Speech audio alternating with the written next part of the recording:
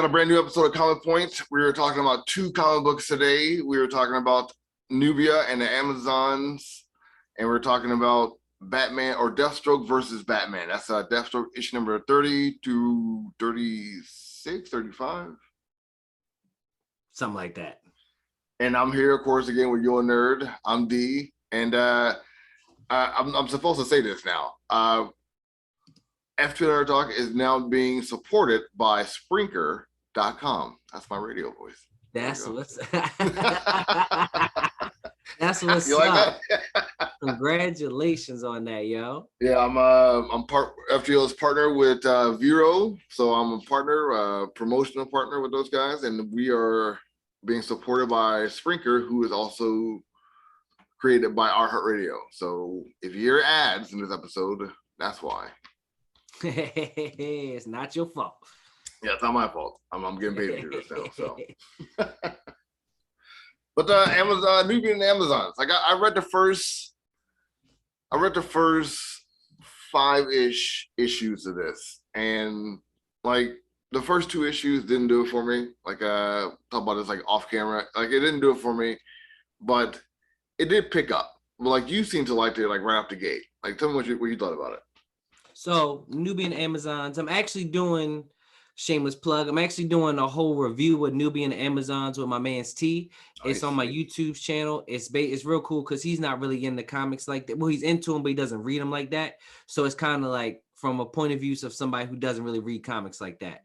So me and him are doing a whole review of that. So check that on my YouTube channel, Yo Nerd. But like you said, Nubia Amazons, I was with it from jump because like Nubia is a dope character, and I like that they're changing kind of her origin in this. Because I mean, if we all remember her origin, her origin is basically she is when Wonder Woman, when they created Wonder Woman, they created a white and black version, and Nubia is the black version. I always kind of thought that was just weird.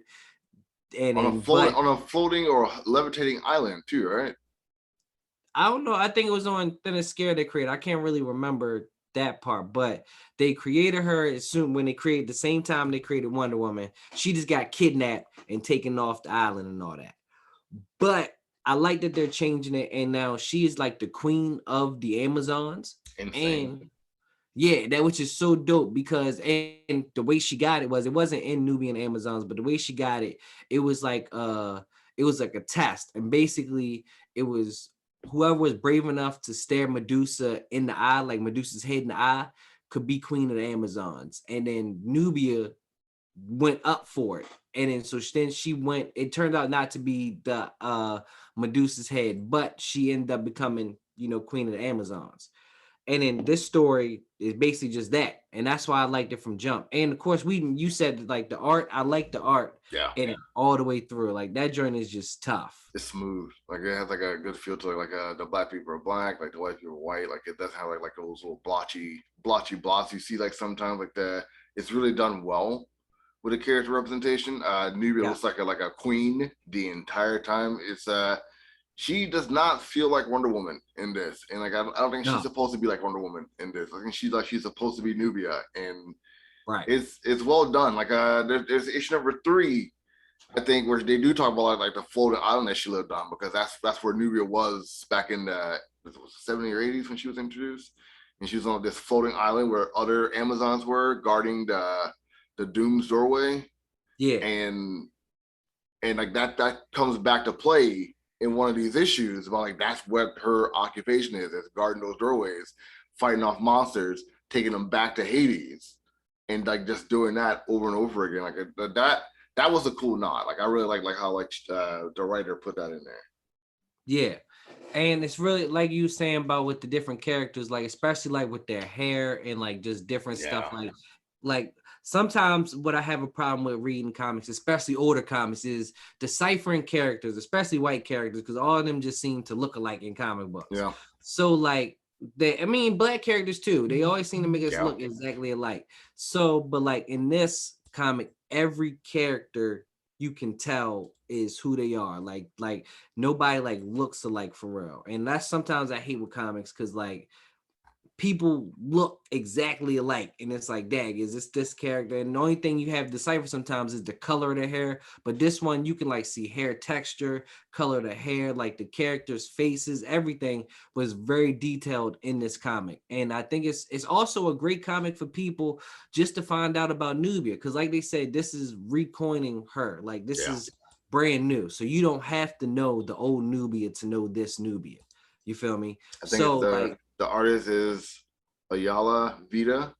no, she's the writer. She's the Stephanie writer. Phillips, I believe. Hold on. Stephanie Williams is Stephanie Williams. Yeah, yeah.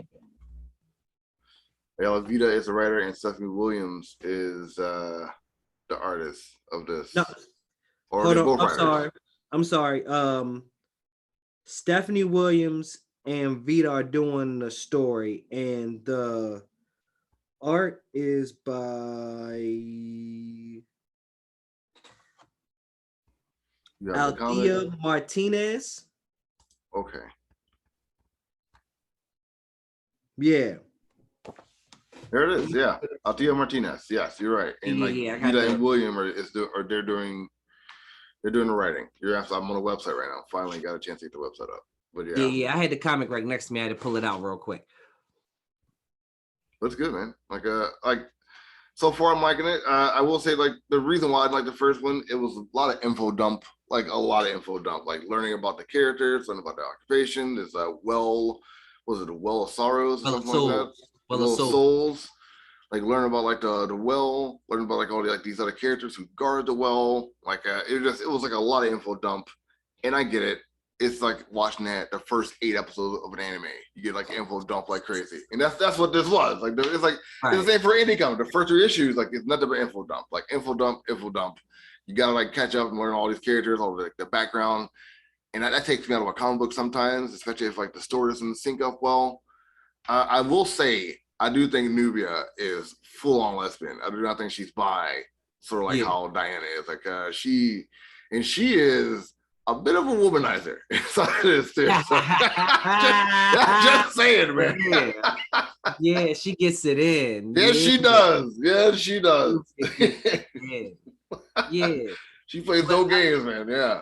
But like what you were saying about the info dump, for me, that was a highlight for me. Okay. So I didn't know, for me, that was a highlight because like I like Greek mythology and stuff like that. And then, so for this, it was kind of like, reading Greek mythology, like finding out who did this, who did that. It's like that info dump before you like really get to like, okay, this person messed up this person's life. This guy messed up this person's life. Right. You feel me? Like before you really get into things. And then Amazons are really interesting to me. I really like them and their dynamic. I like to know more about them and their dynamic and what they do on the island on a day-to-day basis and stuff.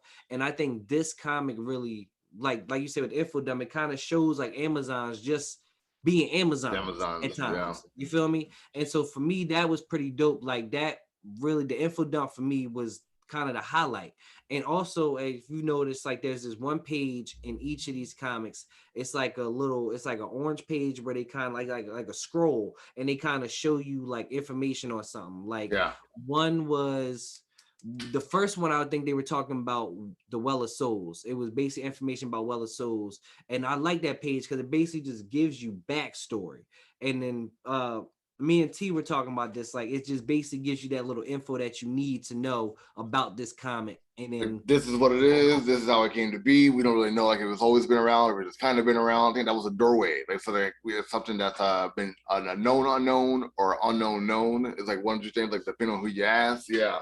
Like I did think like it was cutely written. It was, just, I guess it was just me getting my head back into a comic. It's more personal, like getting all this info dump, and I got like course correct myself, like for a dialogue. But like, yeah, I hear you. It was like good to have all that set pace, especially if you're gonna like continue to read these books. And you said, like, you told me before, this leads up into, was it the trial of the Amazons? Yes, it leads directly up in the trial of Amazons, which I kind of have mixed feelings about. So not saying I don't like Trials of Amazons or Nubia and Amazons. I just don't like that Nubia and Amazons does not have an ending.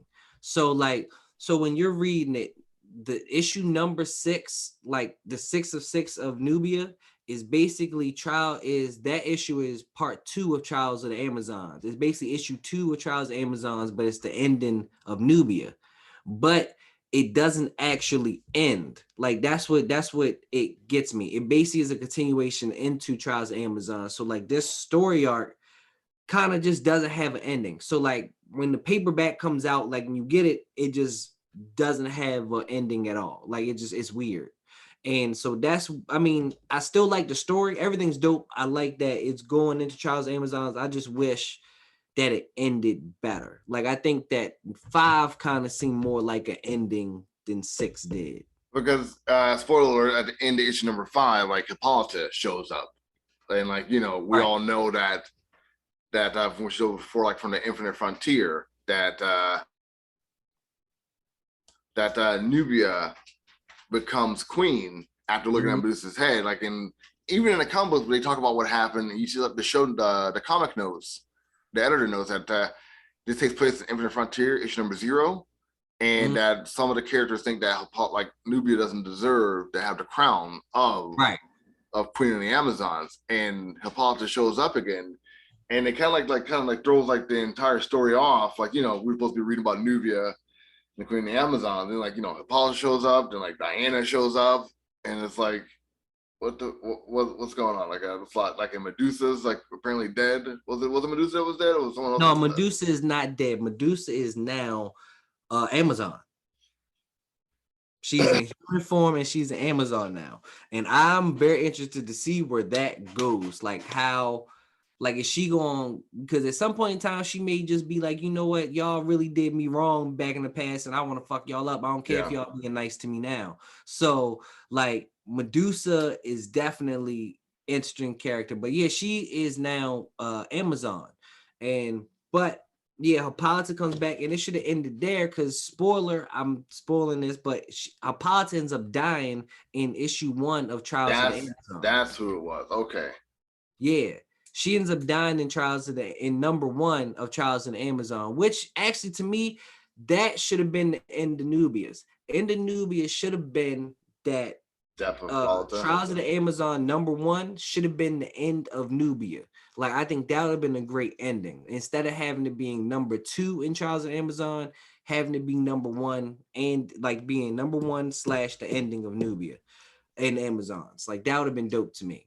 Let me ask you this: what do you think about like seeing all the different Wonder Womans inside of one room? Like you get like the Native American Wonder Woman, you got Yara Flor, you got Cass Sanmarks. You got all different like Wonder Womans in the room and Wonder Girls. What do you thought about that? Like that? What I think about it is about time. It is about time because like we always see stuff with the Bat Family. The Bat Family has done so much, and I'm not mad at that because the Bat Family is dope. They deserve they shine, but at the same time, and we also get the Super Family. We don't get them as much, but we get some of them. But like the Wonder Woman family is actually pretty dope. Like they got, of course you got the different Wonder Womans. You got like 2 different Wonder Girls now. Yeah, Flora and Sandy. Yeah, and then you got what's my girl name? Dag, how am I forgetting her name? Oh my god, Donna Troy. You got Donna Troy. You got Artemis, who I love, and then it's Artemis. Artemis. No joke. She will fuck you up in a heartbeat. In a heartbeat. In a heartbeat. She wasn't even thinking about it, dude. She was like. Yeah, she's like a whole different set of Amazon too, like from a desert area, right? I think I read like her in the Red Hood and Outlaws, like her Amazon, they live in a desert type area where there's war happening all the time. Like she is no joke. She's tough. Also, that Red Hood and Outlaws was tough with him, Bizarro, and Artemis. That was tough. It was good. It was a good like Liddell is a questionable individual, but the story was good. Yeah. But yeah, I liked it. I think it's about time we got a big crossover event with the Amazons. Like this is big. Like this is tough. Like I think. And then plus it's showing their world. It's showing their pocket of the DC universe, which is real dope. And I think we could do a lot more of that. Agreed. Especially since like in the comic, it seems like Doom's door is basically kind of like spilling out. It kind of seems kind of like how the multiverse is like for the Infinite Frontiers and whatnot. Yeah. So I think Doom Door, I like stuff that's in Doom's Door. I think is ready to come out. I think we're ready to get a lot of. This is what I'm hoping for. I think we're ready to get a lot of monsters versus Amazons, which that's what I want to see. That's what I always want to see, like in a Wonder Woman story. Is that just the monsters? Like, give me just some monsters, like just fighting some monsters. That's create some. Just throw some new stuff out there. Yeah. Oh yeah. It's Doom's doorway. Anything could be behind that. Just create some new shit. Yeah. From any lore or like history of religion that you want to bring from, just pick it from there and just throw it to the Amazons. All you gotta do, man. Let them fight that joint. Dude, there's a whole different set of Amazons. Yeah. Yes. You have each set of Amazons fighting a different monster. Like I'm telling you, man, I think this could be really dope, especially for Amazons, especially for women and just people of color, because they seem to be adding everybody all over this comic book. Like people of color and women, like of all different shades, like from the light spectrum of whiteness to like the dark spectrum of blackness. Like it is all over. I don't know like the proper way to say that. So yeah, that's how I'm gonna put it out there. They got all shades. They got all shades. Yo, like that's what I love, bro. Cause it's like, and then they just got everybody. Like it's just Amazons, and I think we need more of that. I mean, at least for me, because Amazons is badass. Like, why not? It's a whole bunch of women that just whip ass for the reason for only to protect other women. Like that's all it is. Because they think men are trash. And they think, hey, just call it like it is, man. They think men are trash, and they think there's monsters everywhere. I can't be too angry with them about that. So yeah, I can't be too angry with them either. I can't be either. Like it's kind of what it is right now. So like I loved it. I would recommend this book for other people. How many fires you gonna give this? Fires, ooh. Yeah, I mean I gotta bring it back. Let's see. So I can't give it 5. I can't give it 5 because, like I said, I don't like the ending, and I don't like that there's not an ending. Like everything is good. It's just I hate that the ending is a continuation of another story, and it's like not even the first part of another story. It's like in the midst of the other story. It's very comic booky in a way like that. Yeah. Yeah, it's I hate when DC has a way of doing that sometimes. And hey, you guys like this comic book? Let's why don't you keep on reading this comic book in this new event we got going on? That's probably nothing to do with this event you're reading. Exactly. I hate that. Like I love crossovers, but I hate when I'm reading a comic that has nothing to do with something else, and then next thing you know, the next issue is a crossover. Yeah, I feel that. And it's mid story too. But I would give it 4. I have to give it 4. Because it's a great story and I love it. It is a great story, but just that ending, man, and it wasn't like it's bad. It's not bad. It's just the fact that it's a continuation and in the midst of another story. I get that. I think I got to give it a 3, pushing towards 4. If we're doing halves, it'd be a 3.5, and like I give it that half simply because one, I really like Andromeda.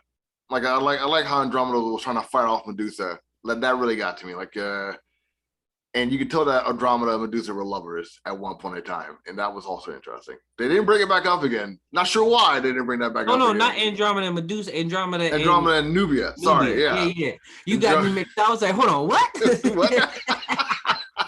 Andromeda and Nubia were once lovers, and like that was interesting. Especially like they throw out the Jet magazine references, like Andromeda says like some weird things like sweet, sweet grease, sweet grits, something like that, like some sweet Christmas type of euphemism for that time period. I took a screenshot. I gotta recite it because it was just so damn ridiculous. But like that got to me, and like seeing all the Amazons from that era was also pretty cool. Like so, I give it like 3 to 3.5. Like I would read it again. I would suggest somebody reading this. What is this? Sweet sugar grits is the catchphrase that she said as she pushed the kid out of her way. It's very similar to Sweet Christmas, and it definitely fit that time. Sweet sugar. I can't believe they pulled that out of their fucking hat. Jeez. if the creators are listening to this podcast, I don't know what well YouTube grabbed that from, but Williams and AI, this is come on, sweet sugar grits. Sweet sugar. They one of their grandmother probably said that to them when they was kids or something like that. Had to have. It was Child, you know, your sweet sugar grits that's around here. It had to be. And you know, to the community of Black folk out there who don't want sugar in their grits, I'm very sorry you had to hear that and see that in the pages. We all know salt is the best option with some butter, but you know, that's a whole different conversation. It's like, let's see, and like we see now that your nerd's making a face over this, so he may have a different opinion about this.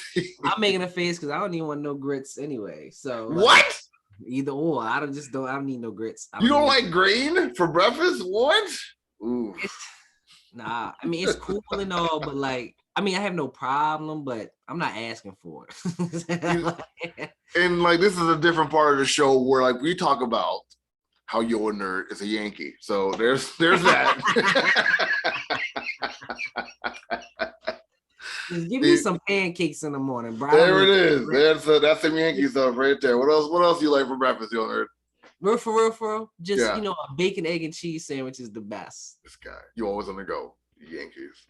Bacon, egg, and cheese. Yeah, because you can eat them. Yeah. See, that's what it Yankees. is. That's what it is. Yankees. Always on the go. Can't enjoy the sunshine and the birds chirping. No, I'm trying to eat and go enjoy that. You know what I mean? You're nut, man. You're nut. I love it. We got another comic book. And this is a comic book that you picked out, Ashley. And yes, I did. Man, you caught me off guard with this. I'm not even gonna lie to you. You can be like, because like you had like a whole different book set out before this. Was it Nightmare? Was it the book you want to talk about before? I think it was Nightmare. Night of Horror's Nightmare blog? Like the Barnes book, Rodney Barnes book. Yeah, Night of Horror's Nightmare blog. Yeah, but then we got to talking about Batman versus Deathstroke, so I was like, I'm gonna reread that joint and get back into it. We gotta do that. And this is by Christopher Priest, and let's see if I get the artist's name. I love like that my tablet is slowing down on me. And Peggy Leyland, yeah. I don't think I said that correctly, but we'll come back to that. Lee Weeks did the covers for it. That cover is fucking absolutely boss. But this is a whole different pace than like the Nubian and Amazons, and a lot of different pace than other comic books I read before too. It's very spy. It's very like kind of slow at times, but a lot of substance in this story. Like it's kind of like a mystery with another mystery with some espionage with a lot of lies inside of it. And next thing now I gotta ask, like, what did you think about this book, man? You make this comic sound so great. What? You do, but you're not lying. That's the crazy thing. You're not lying. Everything you say is exactly what is. That's what it is. Yeah, it's in there. It's in there. But this comic, yo, it irks me, bro, because it's like, it is. How'd you phrase it? How'd you phrase it online? You phrase it a certain way. Like it's Maury. It's basically just Maury with superheroes. But this is my thing. Like literally like the first issue. It shows you the DNA test. Like the very first issue, you see the DNA test there. Yeah.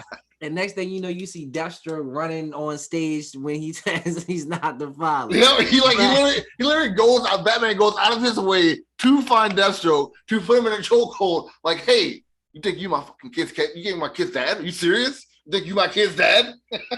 Right. But see, this comic. So these are two of my favorite heroes. Well, but Deathstroke's not a hero. These two of my favorite characters going at it. So. That's intriguing to me off jump, but it's like it's so good at times. Yes, it is so good at times. It is so good at times, but I just hate the fact that it's over Damien, and I hate the fact that it makes sense. And it just like, what? That second one, I don't get that second one. You hate that it makes sense? Because I hate that that's the story, but it makes sense. It fits, man. Everything in this story makes sense. It makes sense for why they were putting them together. It makes sense that Talia Talia Ghul was basically like spearheading all this and messing with them, and which also leads me to think that Respawn in a new comic is Talia Ghul's and Deathstroke's kid. That's a totally different thing. But because just at the end, when she said, when Deathstroke told her, like, you know, I got my stuff fixed so I can't have kids, and she was like, that can be reversed. And then so I'm like, and you know, this is way before Respawn came out in the new comics. So that makes me think that that's their kid. But this comic, it's so good. I love the parts where Deathstroke basically tells Batman that he's Batman because he allows him to be Batman, and Batman tells Deathstroke that he's Deathstroke because he allows him to be Deathstroke. Like, it really fits those two. I just hate the fact they're just mushroom stamping each other over and over again. Yeah, that's all they're doing. They literally punched each other to a standstill at one point in the comic. Like, they knocked each other. It was towards the end of it, right? Like when they were Deathstroke went to the Batcave, yeah. And then hold on, bro. Okay. This is one of my biggest problems. Why does Deathstroke not think that Bruce Wayne is Batman? I understand that he said he's seen 6 different Bruce Waynes at one time, at 2 different places at one time. So he doesn't know which one could be Batman. But he literally went to the Batcave. Yeah, went into the Batcave in Bruce Wayne's house. Yeah. And the lights went out, and then Batman showed up, and he's like, "Oh, Batman's here now!" Like, come on, bro. How did Deathstroke not? Deathstroke, yes. He's like, one of his powers is super intelligent. So yeah, that's what I'm saying. Like, I'm like, that's the only thing that didn't make sense about this comic. Like, okay, they tried to explain it. Like, okay, he doesn't know which Bruce Wayne could be Batman or if he's Batman at all. But or he kind of just thinks that Bruce Wayne is funding Batman. No, that nigga is Batman. I mean, like, I don't understand this. Like, how does Deathstroke just not get this? Like, how does he just not get this? Everybody named mother know that Bruce Wayne is Batman. Everybody. I mean, I figure like when Bruce lost all his money, like a lot of the civilians would like start putting together that Bruce Wayne is Batman. Like, especially since, you know, Batman is doing this shit like out of the suburbs now. So yeah, but no, I get you. But yo, this I liked it way better than I first read it. Thank you for getting me to read it again, because for me it just really shows that Batman versus Deathstroke is definitely interesting, even if you don't even like the story that's going along with it. I will say though, it is hard to talk about this story without like talking about all the nuances inside the story. Because like if you're gonna talk about this story, we gotta talk about all the little things that happen inside of it. Like, you know, like the false flags that come like Batman and Slade meet up in this Middle Eastern country, but it's not really Batman. And then Slade like takes all his clothes off and just leaves them stranded. Or right. You know, where Slade and Batman like fight again at a different point in time, but you know, they're not really fighting, they just have like a really big disagreement with each other. Or where Slade's ex-wife shows up and gives him a kiss, but like she clearly still hates this dude. Like, there's lots of the couple happening. Like, and then like there was the father-son outing between Slade and Damian, where that was so fucking stupid. I don't know why they did that. I didn't need that part. Not at all. Not at all, bro. I did not need, like, that was yeah. I mean, I get like the mentality behind why Damian did it. Like, you know, he wanted like the mess with Slade because he knew Slade wasn't his father, but he wanted like to put that thought in Slade's head. Like, you know, I'm gonna follow my dad around because that's what I do. I'll follow my dad. I think you're my dad, so now I want to follow my dad everywhere. But yeah, it was we didn't need it. I didn't think we did. I definitely didn't need it. I don't really like Damian though, so you know, like he's grown on me since, but I still think Damian's a little piece. I don't really like that kid. I like him because I don't like him. I like that he's like a little shit. I mean, he is. Have you read his Teen Titans run? Yeah, he's a little shit. And dude, he captured bad guys, threw them into prison, and started lobotomizing them. Like, are you serious? I love that. That was I guess that's up your alley. Yeah. Bro, I love that. When he was capturing people, I was like, yo, that's a very Damian-like thing to do. It is. It's like, I like him. He's a little shit, and I like him. I mean, he was a born assassin. There was a lot of cool art scenes in this too. Like, I can't deny that either. There was a lot of cool a lot of cool art scenes in this comic. Definitely. It definitely And was. Like, there were good shots. they didn't slouch on it. Like, the detail to Slade's sword was... And his suit, yo, that's one that I think that right there, maybe my favorite Slade suit. Like, I think that may be up there, like live action, comic books, anything. That may be my favorite Slade suit. Like this what do they call it? It's like a iron some suit. Yeah, like the ion suit that takes that it's pretty much like it's a suit that has the same power as Bishop. That's what it is. Right. And it's tough. Like, I love the suit, and the detail of it is just tough. There were certain points inside the comic book that just like it threw me back to like the 90s era as a comic. Yeah. Like it was a good written story. It was better than I gave it credit for. It's better than I gave it credit for. I don't know. I just wanted another reason for them to go at it, but like this made sense. They didn't really go at it. They're more like, play mind games with each other the entire time. I think they went at it. Like they did. It was more so mind games, but I think they went at it. Just the stuff they were saying to each other, like Deathstroke was basically like, yo, you gonna have to kill me. But yo, that part was tough. But then how you in this man's house and you don't think that's Batman? I mean, the Batman logo is right there, Slade. Just look to the left, dude. That's where the logo is. It says Batman. This is his world. I'm an idiot. Breaking that fourth wall, dude. read too much Deadpool. What about the splash page? Oh yeah, that's tough. I would get that as a poster. Like, yeah, I would definitely I would get that as like both of those as opposed to put them side by side. That's tough. Mm-hmm. But I love Batman versus Deathstroke. And I got into a whole argument with people on Twitter because they were just saying that it's not interesting. I was gonna ask, I was gonna ask you about that. I was also gonna ask, like, what are your thoughts when it comes to, I'm not sure if we talked about this last episode or not, but when it comes to them being like Slade being his bad guy, like, do you think Slade is his bad guy? Or do you think he's a Teen Titans bad guy, or is he like pretty much anyone who pays him in the DC universe? He is a DC villain. That's what I hate, okay. Because like the argument hole that I got into it with the people was like they're saying like he's not a Batman villain, and I'm like, no, he's not. He's not a Teen, just because he started with Teen Titans, and I know he has history, but for a long time now, he has not been a Teen Titans villain. Right. He's been everybody. He's gone up against Batman more times in I think in the last few years than Teen Titans.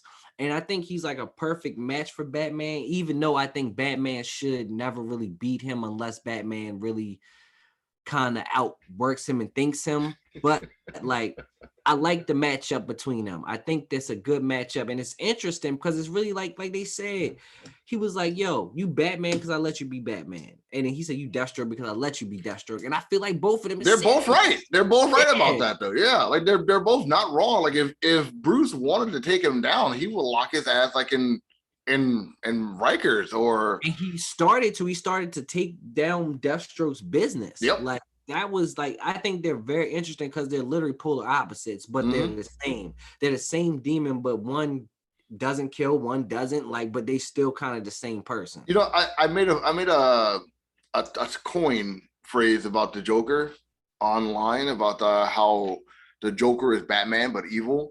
Like, like I think like that's kind of true, but I do think like Deathstroke and Batman are two sides of the same coin. Like they're like basically. That's what they're two sides of the same coin. Like it seems like, and like they got their own purpose. Slade is more anti-hero than villain, yeah. I think. But like yeah, they would not be friends ever. No, I don't think so. I don't think they would ever be friends work together.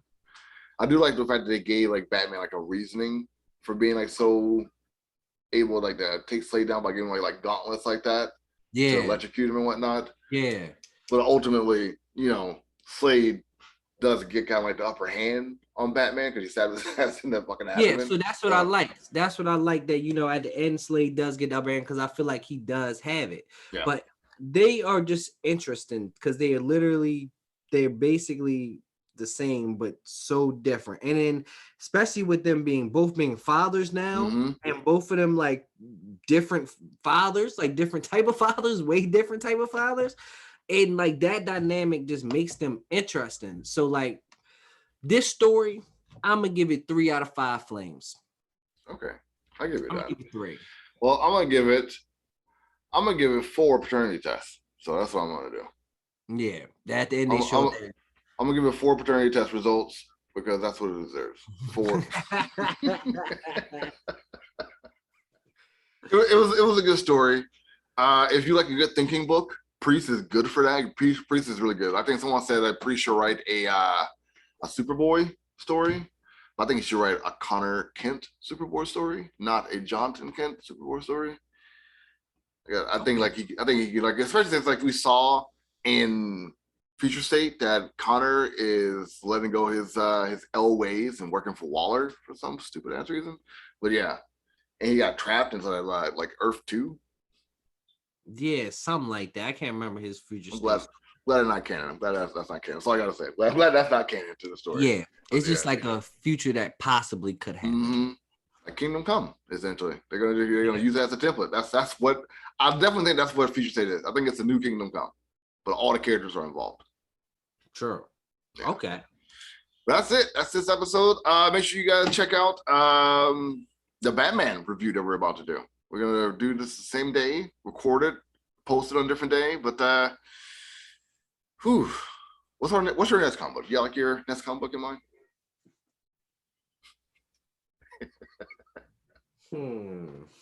Dang.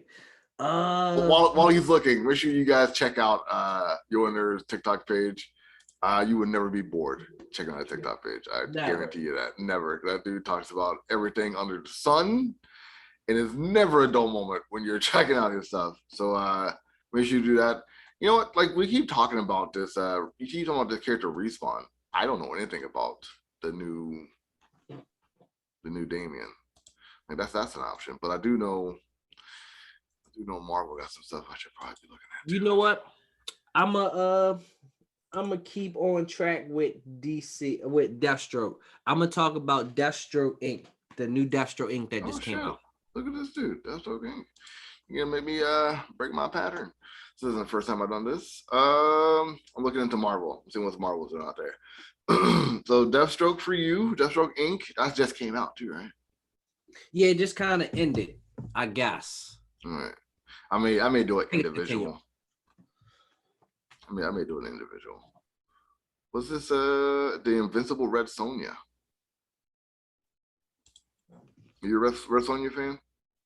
No, not at all. Part Dynamite? That's Dynamite Comics, right? Mm-hmm. Yeah, I've never read anything by her. You want to give it a shot? You interested? What are we doing? Like, because it's like a whole series, ain't it? Yeah, they got a first volume already. Where we starting at? Volume 1? Let's just do volume 1. The first 5 or 6. I think Image and I think Indie Comics are different than the big 2. I think they do like the first 5 as the first volume. So we can do the first 5 issues. And this is Dynamite. Hold on, I'm trying. Dynamite. I'm trying to find it now. Volume 1. I mean, you've been talking about monsters too. Like she's pretty much like the Wonder Woman of her company. But she in what universe she in? She in like somebody's universe? She's just going on like misadventures. She's Conan essentially. She's like Conan but with red hair and scantily clad. So she's Conan. Okay. So, essentially. So we're reading the 2005 one. It's a 2014 one. No, not 2014. It's the latest issue. It just came out. Yeah, 2021. It came out in May 2021. Hold on, it's something new? Mm-hmm. Hold on, Red Sonja number 1. Number 1, the Invincible Red Sonja. Oh, okay. That's what's throwing you off probably. The Invincible Red Sonja. And your dude does the covers for him, does the variants. Frank Chow. Everyone loves Frank Chow because he shows women's curviness. Well, people hate that dude. Like they can't stand him. Like remember when he did the Wonder Woman covers and what was his name? Was it Greg Rucka? Greg Rucka was so pissed at that dude. So pissed. Why do you why do you keep putting Wonder Woman underwear out over and over again? Like, just stop doing that. Get them off my covers. I didn't care. All right, so the Invincible Red Sonja. Mm-hmm. Okay. Oh, this came out last year, May 2021. Mm-hmm. All right, and it's only one issue. It's now I think they're up to 8, but we can do the first 5 if you're interested. Oh yeah, you said the volume. Okay, I'm looking. All right, hold on. Let me see. This is all for your listening pleasure, everyone. Just so you all know, it's getting high ratings on League of Comic Geeks. That's where I go to for my comic book information. I do love how they still use like live action women for their covers. That's such a 90s thing to do. Oh, found it. Okay, I'm down with this. Volume 1. Like check out issue number 8. Check out that cover. Hold on, are you showing it to me? No, I figured like you were on a website. I figured like it's some kind of website you can see it all. Oh, I just see the volume 1 cover. Oh, hold on, you said issue 8. Mm-hmm. Gives me a very adult theme Spawn vibe. With the black guy with the feathers. Mm-hmm. Mm-hmm. Okay. Yeah, I see it.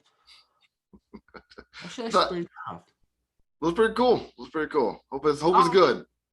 Yeah, we'll see. This is brand new to me. Okay. Oh, you never ventured into the Red Sonja universe or Conan? No, not even like Conan a little bit, but I'm not too big on Conan. I don't know. There's a Conan Wonder Woman crossover you may like. There is? Mm-hmm. Actually, I think I knew that. It's a good one. Isn't that when DC was doing all them like different crossovers? Like they had one with like Scooby-Doo and Batman or something like that. The Flintstones and shit, yeah. Yeah. I didn't read none of those, but yeah. I threw all that shit in the garbage. I did not read none of those, but they did them. Neither did I, but I did read that. I didn't read like the Conan Wonder Woman, but it was good. It wasn't disappointing. Like I say, it's a pretty good read for a one-off. Like this, say you read it. I think it's worth that. I think it's worth giving that kind of attention to it. Okay. But that's the show. You should check out Yo Nerd. Everywhere you find Yo Nerd, TikTok, Twitter, Instagram. You change your handle. You didn't tell me about that. You didn't tell me you change your handle. And what? Because it was snap your crown back. Now it's Yo Nerd. Snap back for a crown. Yeah. Now I changed to Yo Nerd, so it's just easy for people to find me. This dude.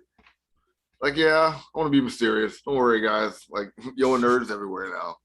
So yeah, Instagram, Twitter, TikTok, all those places. I'm D, FTO Nerd Talk. Find where you find FTO Nerd Talk. And make sure you check out Spreaker and wherever you find podcasts, because I'm everywhere. I'm back on Spotify. I forgave him. So screw it. I couldn't quit it. Like, I don't like Joe Rogan. Like, but I don't have to like Joe Rogan to be a part of Spotify. So there you go. Yeah. Till next time. Take it easy.